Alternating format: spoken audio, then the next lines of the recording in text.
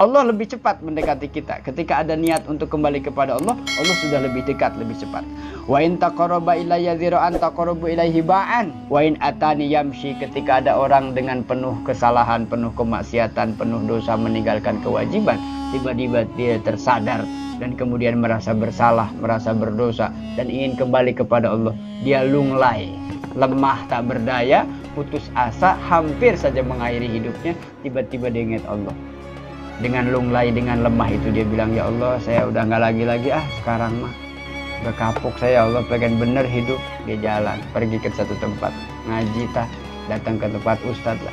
Dia berjalan bertakwa kepada Allah, mau kembali kepada Allah dengan penuh kehusyuan, keseriusan, niat yang sungguh-sungguh, pelan-pelan karena dia sudah putus asa. Maka ataituhu harwalah, dia pelan-pelan jalan kaki, Allah lari menyambut kedatangannya. Sini cepet. Udah daripada ketaatan, sehingga ketika diberikan satu masalah dia bilang, oh Allah ini nggak kasihan sama saya. Ya Allah nggak kasihan berarti. Setiap saat aku ada bersama kalian. Yang paling gampang cirinya apa? Mata kita masih normal ngedip, nafas masih teratur, telinga masih bisa mendengar, masih bisa kenyang ketika makan, masih punya rasa anget, panas, pedas, itu semua siapa? Allah. Dekat, ada setiap saat. Tapi lalu Allah bertanya, kamu sama siapa? Kita ini sama siapa? Ketika aku selalu bersama denganmu setiap hari, setiap saat, kamunya sama siapa selama itu? Itu yang kita lupa.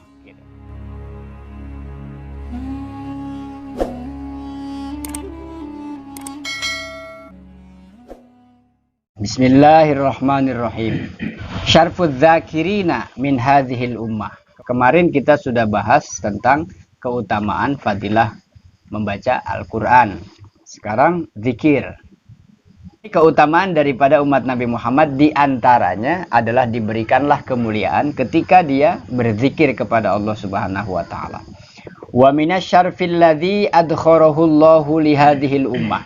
Wa minasyarfilan iku setengah saking kemuliaan alladzi adkharahu kang maringi ing wong sapa Allah ing alladzi sapa Allah Gusti Allah li hadhil ummati maring ikilah umat ma'addahu sesuatu yang disiapkan sapa Allah taala lidzakirina maring wong kang zikir-zikir kabeh minal fadli saking keutamaan wa sawabilan ganjaran bidzikrihim sebab zikire alladzi atau orang-orang az-zakirin. Di antara kemuliaan orang-orang yang berzikir oleh Allah disiapkan begitu banyak pahala, keutamaan-keutamaan. Sudah dikumpulkan dengan jumlah yang banyak, min dzalika nadzkuruha insyaallahu fi mayati.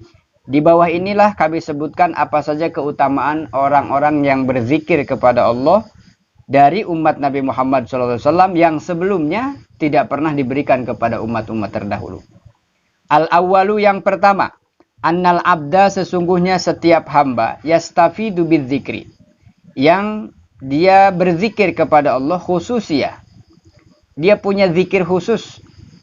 La asyrafu minha indahu wa la a'azzu minha ladaihi. Tidak ada yang lebih dia khususkan kecuali zikir dalam amalan kesehariannya. Wahiyya ma'iyatul haqqi subhanahu wa ta'ala. Orang yang senantiasa mengistiqomahkan zikir, itu tidak ada, dia menganggap sesuatu yang selain zikir adalah penting, utama. Dalam hal ini secara khusus dalam zikir. Secara umum zikir sudah saya sampaikan. Orang yang pagi pergi bekerja, pulang bekerja dari jalan yang halal, fahuwa zikrun. Itu juga zikir. Orang yang semalaman kerjanya shift malam, pulang pagi, tidak meninggalkan kewajibannya kepada Allah, dia juga zikir. Istri yang mengurus anak, mengurus suami di rumah, masak, nyuci, nyetrika, dia juga zikir. Bahkan orang yang datang ke majelis ilmu juga zikir. Jadi banyak secara umum. Tapi dalam hal ini khusus apa maksudnya? Orang yang selalu membasahi lisannya. Secara lisan kan zikir nanti ada yang qauli, ada yang ucapan saja, ada yang dengan lisan, ada yang di hati dengan qalbi, ada yang dengan zikir fikiran. Siapa fikiran? Ya ilmuwan. Mereka mengerahkan segala pikiran, kekuatan pengetahuannya untuk menemukan satu solusi. Bagaimana virus ini bisa tercegah sebelum nyampe sudah dibendung. Itu akhirnya dipikirkan bagaimana caranya. Ahli medis juga mereka berzikir ketika didasari dengan iman dan tidak meninggalkan kewajiban. Seseorang yang bikin apa saja dengan kerahkan segala pikiran tenaganya, sumber dayanya, maka mereka juga berzikir. Yang tujuannya tidak lain kepada Allah Subhanahu wa taala. Hanya jalan cara yang berbeda saja. Petugas, pekaryawan, pengusaha, semua ketika melaksanakan ketaatannya tidak ditinggalkan, maka mereka berzikir. Nah, ini ada yang orang merasa menjadikan istiqomah zikir kepada Allah Subhanahu wa taala sehingga zikir ini menjadi sesuatu yang teramat sangat penting dalam kehidupannya. Kan kalau kita sudah menganggap penting itu seolah-olah kalau lupa itu ada yang hilang. Nyesal gitu. Aduh, lupa tadi, kelewat. Itu yang sering saya ingatkan, ketika kita dihinggapi rasa lupa, tidak sengaja meninggalkan kewajiban, kemudian jangan ditanggung atau jangan kagok terus meninggalkan kewajiban atau maksiat, ikhlas gitu. Jangan. Minimal di hatinya ada nyesel. Kan kelewatan kalau nggak sholat terus, ya ikhlas lah, saya memang udah nggak sholat tadi, jangan ikhlas. Tapi ada nyesel gitu. Aduh, nyesel banget tadi lagian. Nah, itu ya. Harus diingat-ingat. Ada nyesel itu tanda bahwa dia memang bersalah kepada Allah. Maka dimasukkan di dalam kategori apa? Wahia ma'iyatul haqqi subhanahu wa ta'ala. Orang yang senantiasa berzikir kepada Allah, senantiasa sepanjang hari, sepanjang hidup, sepanjang waktu, dia selalu bersama dengan Allah Subhanahu wa taala. Dianya sadar gitu. Ya semua juga sadar dan tidak, ya pasti ada Allah. Dalam tafsir Yasin, innani ma'akum. Kata Allah, setiap saat aku ada bersama kalian. Yang paling gampang cirinya apa? Mata kita masih normal ngedip, nafas masih teratur, telinga masih bisa mendengar, masih bisa kenyang ketika makan, masih punya rasa anget, panas, pedas, itu semua siapa? Allah. Dekat, ada setiap saat. Tapi lalu Allah bertanya, kamu sama siapa? Kita ini sama siapa? Ketika aku selalu bersama denganmu setiap hari, setiap saat, kamunya sama siapa selama itu? Itu yang kita lupa gitu. Nah, maka orang yang berzikir, dia menyadari dan Allah memberikan keutamaan bahwa Allah pastikan bahwa Allah selalu bersama orang-orang yang berzikir.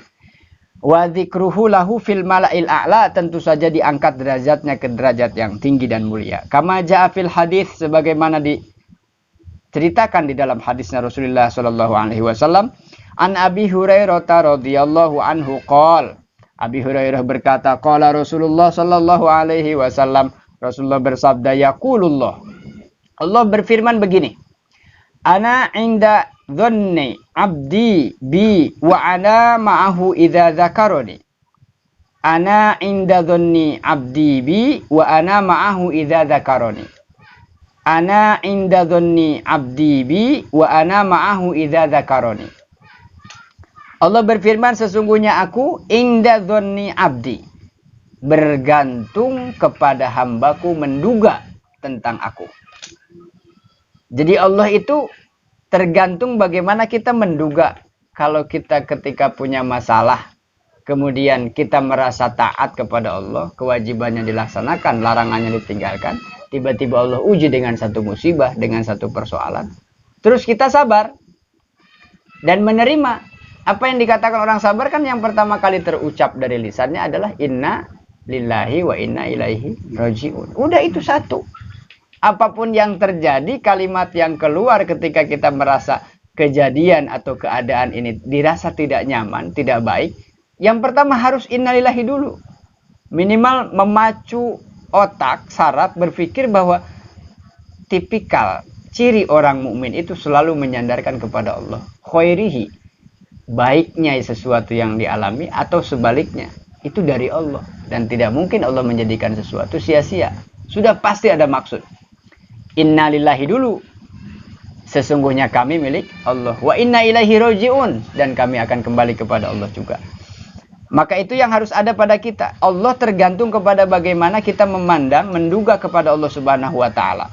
Ketika kita bersabar kemudian meyakini bahwa Allah pasti akan mengganti buah kesabaran ini dengan pahala yang besar, ya Allah pasti ganti.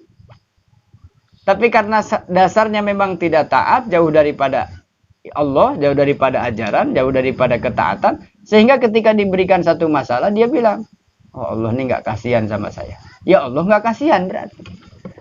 Ya Allah ini tega banget sih ya, udah mau kita lagi begini, belum ini selesai datang ini belum kelar ada yang itu.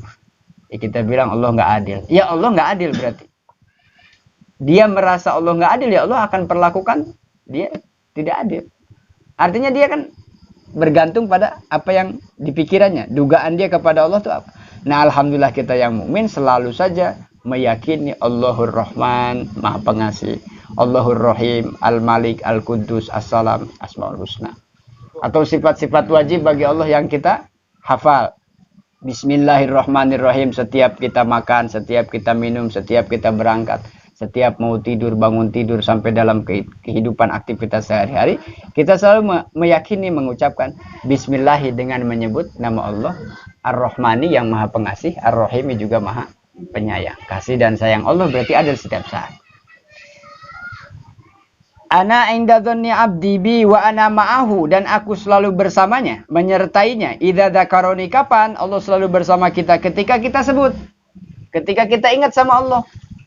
Pernah atau sering saya singgung juga ketika kita dalam keadaan masalah, kemudian sudah upaya maksimal, solusi A, B, C, D, kemudian mentok, pulang ke rumah, buka pintu, sambil kesal gitu, gebruk, tiduran di kasur, lempar HP, lempar peci, lempar apa saja, tiduran terus ya Allah gitu.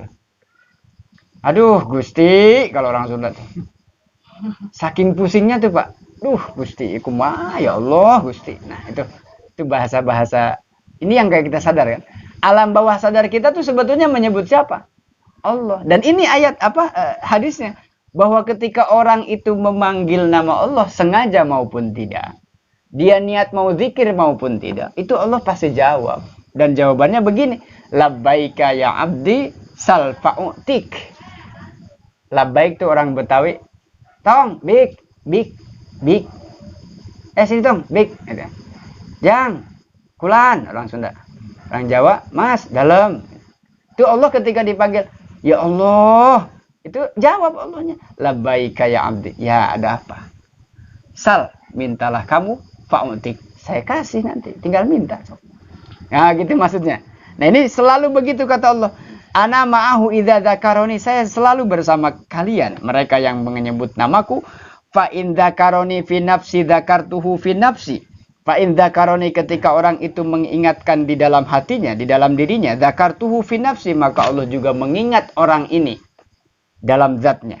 Wa in dzakaroni fi mala'in dzakartuhu fi mala'in khairim minhum. Ketika kita ingat kepada Allah dalam keadaan punya kecukupan, itu tidak ada kekurangan, merasa nyaman, baik-baik saja, maka Allah juga ingat kita ketika kita dalam keadaan tidak ada. Jadi kadang-kadang gini, kita bersyukur pas lagi dapat berkah rezeki, alhamdulillah ya Allah, emang Allah tuh maha kasih sayang, Allah maha penyayang, saya tuh mungkin saya diterima doanya, senang banget, ya, berbunga-bunga. Nah, ketika kita pas lagi senang ingat sama Allah, nanti pas kita nggak ada tuh, Allah ingat. Jangan sebaliknya. Ketika lagi ada lupa, pas lagi nggak ada, ya Allah, saya kurang apa ibadah saya. Padahal mas saya sholat, kadang enggak.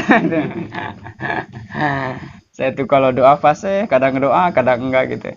Nah, itu artinya Allah tidak pernah luput daripada pengawasannya untuk kita semua, sehingga ketika kita ingat di dalam kita kecukupan, Allah pasti ingat di dalam kita dalam ketidakadaan. Terus tiba-tiba dia dapat sesuatu yang mengagetkan, tidak diduga, dia bilang ini mujizat katanya. Mujizat itu buat para nabi dan rasul. Saking nggak ada kata-kata lain selain itu. Ini keajaiban, ini mujizat. Aduh, dapat rezeki nomplok. Akhirnya kita bilang, emang udah rezeki anak soleh, kan gitu ya. Ngaku soleh, ngaku sendiri aja. Yang penting jangan lupa doa orang tua, kan itu cirinya orang soleh. Fa in dzakarani wa in taqarraba ilayya shibron, ketika ada orang mendekat kepadaku shibron, satu jengkal, taqarrabtu ilaihi dzira'an. Jadi Allah lebih cepat mendekati kita. Ketika ada niat untuk kembali kepada Allah, Allah sudah lebih dekat, lebih cepat. Wa in taqarraba ilayya dzira'an taqarrabu ilaihi ba'an. Bahkan ketika orang lebih dekat lagi, Allah lebih dekat lagi. Wa in atani yamshi, ketika ada orang dengan penuh kesalahan, penuh kemaksiatan, penuh dosa, meninggalkan kewajiban, tiba-tiba dia tersadar dan kemudian merasa bersalah, merasa berdosa, dan ingin kembali kepada Allah, dia lunglai, lemah, tak berdaya, putus asa, hampir saja mengakhiri hidupnya. Tiba-tiba dia ingat Allah. Dengan lunglai, dengan lemah itu dia bilang, ya Allah, saya udah nggak lagi sekarang mah. Udah kapok saya, Allah, pengen bener hidup. Dia jalan, pergi ke satu tempat, ngaji datang ke tempat ustadz lah. Dia berjalan bertakwa kepada Allah, mau kembali kepada Allah dengan penuh kehusyuan, keseriusan, niat yang sungguh-sungguh. Pelan-pelan karena dia sudah putus asa, maka ataituhu harwalah. Dia pelan-pelan jalan kaki, Allah lari menyambut kedatangannya. Sini cepat. Ayo cepat. Kayak gitu. Nah, ketika kita dalam keadaan kembali begitu, maka Allah Subhanahu wa taala lebih cepat mendekati kita. Artinya tidak ada kata terlambat, tidak ada kata putus asa. Ketika ada niat baik, dekat kepada Allah, jangan pernah ragu karena Allah lebih cepat menyambut kedatangan taubat kita. Wa huwa yastafidu hadzal maqam bi mujarradi iqbalihi. Dan inilah yang dimaksud dengan ayat kedudukan tentang kekhususan orang yang menyibukkan dirinya dengan zikir kepada Allah Subhanahu wa taala. Allah mengatakan dalam ayatnya begini, ana ma'abdi idza huwa dzakaroni wa taharrakat bi syafatah. Aku beserta dengan hambaku ketika dia menyebut namaku, wa taharrakat bi syafatah, dan bibirnya itu, ya Allah mau buktikan sedekat apa sih ketika ada orang zikir menyebut nama Allah tuh, Allahnya ada di mana, sedekat apa. Lebih dekat daripada ketika bibir itu bergerak. Kita nyebut Allah, kan di sini nih. Kecepatan kita nyebut Allah atau ya Allah, astagfirullah, subhanallah, Allahu akbar. Itu Allah lebih dekat daripada itu tadi. Ya susah, makanya lebih cepatan Allah. Bahkan akulah yang menggerakkan bibirnya. Artinya kekuasaan itu tetap pada Allah Subhanahu wa taala. Wa dzikru ahabbul a'mali ila Allah taala, dan zikir itu lebih dicintai oleh Allah Subhanahu wa taala. Qala Muadz bin Jabal, sahabat Muadz bin Jabal, inna akhira kalami faraqtu alaihi Rasulullah sallallahu alaihi wasallam an qultu. Ketika saya bertemu dengan Rasulullah sehingga akan pergi meninggalkan Rasul atau pamit, Rasul kemudian ditanya, atau Muadz bin Jabal bertanya kepada Rasulullah, ayul a'mali ahabbu ilallah. Biasanya ada sahabat bertanya, ayul a'mal afdol. Ya Rasul, amal apa yang lebih utama? Kalau ini pertanyaannya, ayul a'mal ahabbu ilallah. Amal apa yang lebih disukai, dicintai oleh Allah? Qala, Rasulullah menjawab, antamuta, engkau mati, walisanuka, dan lisanmu dalam keadaan rotbun, basah, min dzikrillahi, karena zikir kepada Allah. Jadi Muadz bin Jabal bertanya, ketika nanti kita meninggal dari dunia, wafat, meninggalkan alam dunia ini, maka bertanyalah Muadz bin Jabal, ya Rasul, amal apa yang sekiranya Allah lebih suka? Maka dijawablah oleh Rasul, basahnya lisan, bibir kita karena zikir kepada Allah, bahkan sampai di saat ajal datang. Antamuta itu akan mati, kan kalimatnya fi'il mudhari, belum mati atau sedang dalam keadaan sakaratul maut. Antamuta, engkau sakaratul maut, mau menghadapi mati, lisannya tuh basah dengan zikir. Nih lisan ini kan kias zikirnya maksudnya. Sebab ada orang yang sakitnya parah sehingga tidak bisa menggerakkan bibirnya, lisannya, lidahnya nggak bergerak, sehingga ada sahabat matur datang ke Rasul, ya Rasul, tolonglah saudara saya sedang dalam keadaan sakaratul maut. Saya sudah talqin bimbing membaca lafaz Allah, syahadat semua sudah, tapi dia tidak respon. Rasul datang dengan sahabat, ayo kita datang lihat. Pas dilihat ke situ, iya Rasul lihat, dia nggak bisa bergerak, nggak bisa apa-apa, matanya lepas, nggak ada kosong pandangannya. Bibirnya tidak bergerak, lisannya tidak bergerak, kaku semua dalam keadaan sakaratul maut. Rasulullah menatap ke atas, ke langit. Ketika ke langit menatap, turun lagi wajahnya dalam keadaan tersenyum. Orang-orang bertanya, ada apa ya Rasul? Kok kau tersenyum? Kata Rasul, aku melihat Allah sudah menerima taubatnya. Dia tidak bisa lagi melafatkan dengan lisannya, tidak bisa lagi dengan bibirnya, tapi dalam hatinya dia menangis niat kembali kepada Allah, dan Allah terima. Namanya husnul khotimah. Kita nggak pernah tahu yang begitu-begitu. Kalau yang istiqomah saja belum ada jaminan zikir, apalagi yang nggak zikir. Kira-kira yang kata Rasul apa? Orang yang mencintai sesuatu, ya itu yang paling disebut, yang paling banyak disebut. Mencintai sesuatu itu pasti akan banyak menyebut yang dicintainya. Senangnya apa? Misalnya senangnya mancing, ya pasti ceritanya mancing. Pagi siang sore mancing ceritanya. Senangnya main bola, ya main bola setiap hari diceritainnya. Main sepeda ceritain misalnya. Nah, makanya orang yang mencintai sesuatu biasanya sering menyebut-nyebut. Makanya ketika kita meninggal nanti apa yang disebut tergantung kebiasaan kita. Jangan sampai pas nanti datang ajal kemudian yang di lisannya justru tidak menyebut nama Allah. Pikirannya kemana-mana. Di situ saat setan datang untuk yang kedua kalinya paling sibuk adalah ketika orang mukmin lahir dan yang kedua ketika mau meninggal. Ketika orang Islam mau lahir, setan sibuk nih, iblis turunkan semua kekuatan tentaranya supaya dia lahir dalam keadaan tidak mengenal Tuhannya. Azanin ya, nggak usah. Ya, pegang, doain dulu, nggak usah udah, jangan sebut apa-apa, udah setel musik aja yang kira-kira dia bisa sana musik disetel akhirnya kan. Nah, akhirnya bayi ini goyang-goyang tuh kan, respon, ya bener ini harus musik, apalagi musiknya yang agak ajeb-ajeb koplo gitu. Biar dia lincah katanya. Enggak, pertama lahir langsung aja Allahu Akbar, Allahu Akbar. Saya beli pegang begitu sama bapaknya nih, calon bapak nih, ada Olid. Mohon doanya nih bapak-bapak jamaah. Olid udah 8 bulan ya, tidak? Ya, bentar lagi tuh mau jadi bapak. Nah, nanti Dani nyusul juga, yang belum juga nyusul. Nah, ini ketika punya bayi langsung diazanin dulu kalau bisa bapaknya langsung. Dikenalkan. Nah, setan sibuk banget di saat itu. Tutup matanya, tutup kupingnya. Kan si bayi ini mau nangis kan ketika dengar azan nangis itu karena memang sibuknya apa, di antara sibuknya itu orang tuanya sedang azan, iblis segala macam cara dilakukan, tutup kuping, tutup mata, ditutup tenggorokannya sampai akhirnya kayak keselak gitu bayi itu. Makanya pasti azan Allahu Akbar dia nangis. Cuman nggak bisa bilang aja. Sebenarnya kalau bilang dia jawab azan itu. Nah, makanya itu dibiasain. Yang kedua sibuk ketika mau mati. Itu yang diingatkan oleh khotib-khotib, la tamutunna. Jangan sampai mati dalam keadaan tidak iman. Ya sudah, dibiasakan saja minimal setiap hari tuh ya doa-doa harian mah itulah sudah nempel. Jangan sampai lupa ketika mau makan, walaupun nggak panjang Allah mabarik lana, itu kalau mau makannya, kalau Indonesia nih, kalau mau makan nasi, sayur, tempe, lalap, baru Allah mabarik lana, katanya gitu ya. Karena mau makan, ya minimal begini, Bismillahirrahmanirrahim. Nah, makan gorengan, Bismillahirrahmanirrahim. Gak di lisan atau minimal ingat ya. Itu maksudnya dibiasain supaya nanti pas ketemu ajal tuh udah nggak harus diajarin.